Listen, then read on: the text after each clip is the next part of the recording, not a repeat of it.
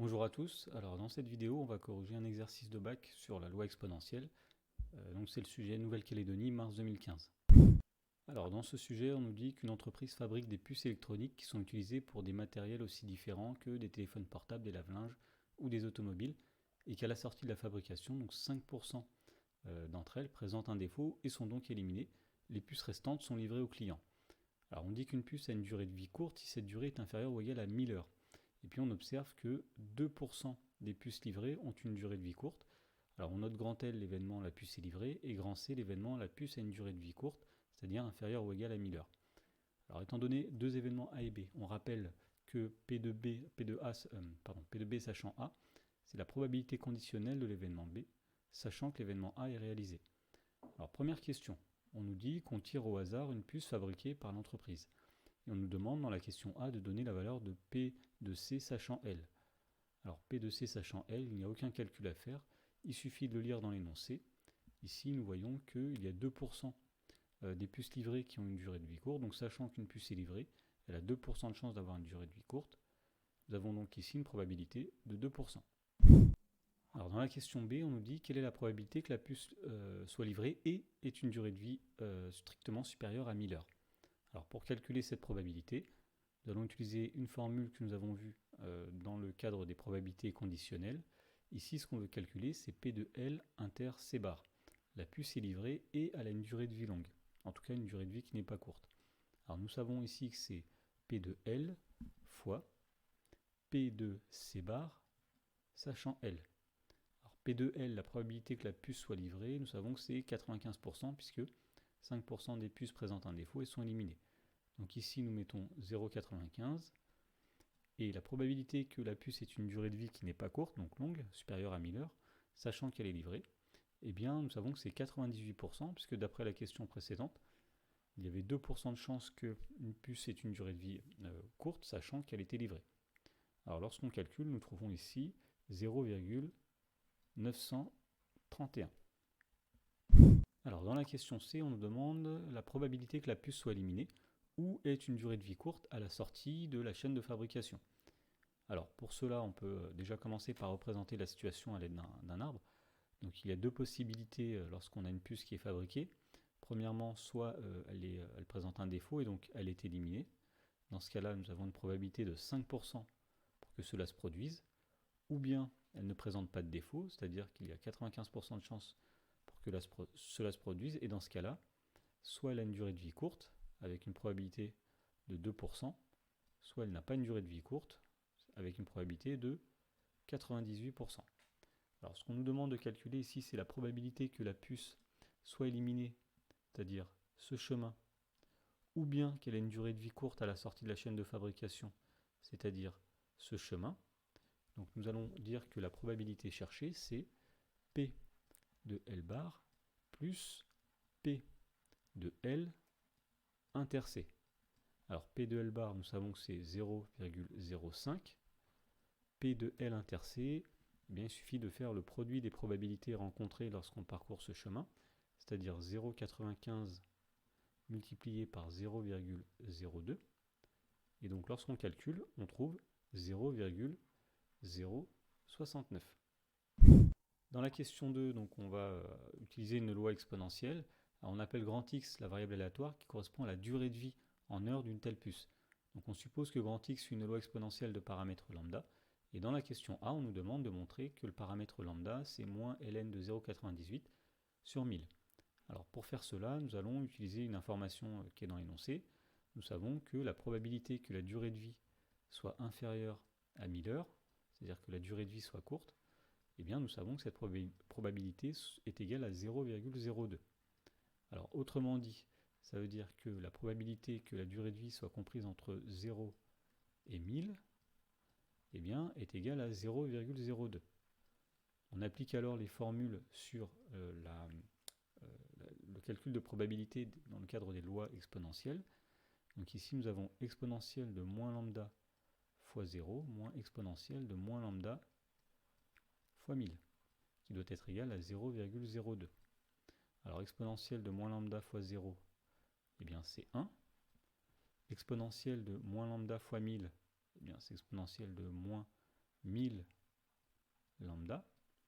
et ce doit être égal à 0,02. Alors nous passons l'exponentielle à droite, le 0,02 à gauche. On en déduit que 0,98 est égal à exponentielle de moins 1000 lambda. Pour trouver lambda, il s'agit de faire disparaître cette exponentielle, donc on va passer au logarithme. Autrement dit, ln de 0,98 est égal à ln de exponentielle de moins 1000 lambda, c'est-à-dire moins 1000 lambda. Et donc nous avons terminé, en divisant par moins 1000, on trouve bien que lambda est égal à ln de 0,98 divisé par moins 1000. Dans la question B, on nous demande de calculer la probabilité qu'une puce ait une durée de vie supérieure à 10 000 heures et d'arrondir le résultat à 10-3 près. Alors ce qu'on nous demande de calculer finalement, c'est P de x supérieur ou égal à 10 000. Alors nous savons, d'après la question précédente, que la valeur de lambda c'est moins ln de 0,98 sur 1000. Et puis nous savons d'après le cours que cette probabilité c'est moins lambda fois 10 000. Alors lorsqu'on remplace lambda par sa valeur, nous avons exponentielle de moins, entre parenthèses, moins ln de 0,98 sur 1000 multiplié par 10 000. Alors en simplifiant cette expression, nous trouvons exponentielle de moins par moins plus 10 000 sur 1000, 10, donc moins 10 ln de 0,98. Alors une valeur approchée de ce nombre, eh bien c'est 0,817. Il y a donc 81,7% de chances que la durée de vie soit supérieure à 10 000. Et pour finir cette question 2, on nous demande de calculer P de x compris entre 20 000 et 30 000 et d'arrondir le résultat à 10-3 près. Alors ce que nous allons dire c'est que P de x compris entre 20 000 et 30 000, eh bien d'après une formule vue dans ce chapitre, c'est égal à exponentielle de moins lambda fois 20 000 moins exponentielle de moins lambda fois 30 000. Alors en prenant une calculatrice, on trouve environ 0,122. Alors l'interprétation de ce résultat, c'est que la probabilité que la durée de vie d'une telle puce soit comprise entre 20 000 heures et 30 000 heures, eh bien elle est de 12,2%. Dans la question 3, on nous dit que les ingénieurs de l'entreprise ont mis au point un nouveau procédé de fabrication et on suppose qu'avec ce nouveau procédé, la probabilité qu'une puce livrée donnée ait une durée de vie courte est égale à 0,003. Alors on prélève 15 000 puces prêtes à être livrées dans la production, donc on admettra que ce prélèvement de 15 000 puces revient à effectuer un tirage avec remise de 15 000 puces parmi l'ensemble de toutes les puces électroniques produites par l'entreprise et prêtes à être livrées. On appelle y la variable aléatoire égale au nombre de puces ayant une durée de vie courte dans cet échantillon. Et première question, on nous demande de justifier que grand Y suit une loi binomiale de paramètres n égale 15 000 et p égale 0,003.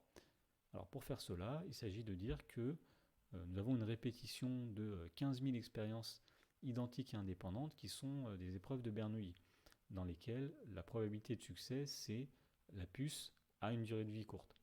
Alors, puisque la variable grand Y va compter le nombre de succès, eh bien, nous pouvons affirmer que grand Y suit une loi binomiale.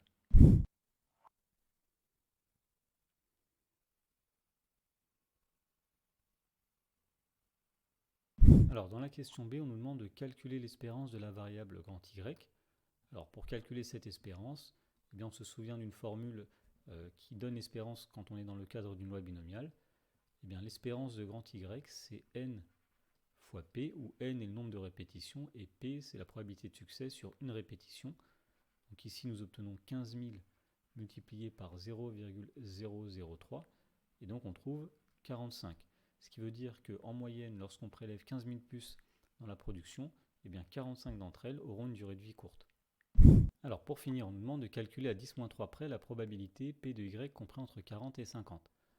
Alors pour calculer cette probabilité, c'est-à-dire la probabilité qu'il y ait entre 40 et 50 puces qui est une durée de vie courte, eh bien nous allons dire que si Y est compris entre 40 et 50, alors tout d'abord Y est inférieur ou égal à 50, mais Y n'est pas plus grand que 40, donc Y est strictement plus petit que 40. Alors nous allons dire ici que c'est P de Y inférieur ou égal à 50, moins P de Y inférieur ou égal à 39. Alors avec une calculatrice, nous pouvons calculer ces deux nombres. Par exemple, P de Y inférieur ou égal à 50, c'est environ 0,797, moins P de Y inférieur ou égal à 39, c'est environ 0,208. Et donc la probabilité cherchée est de 0,589 environ.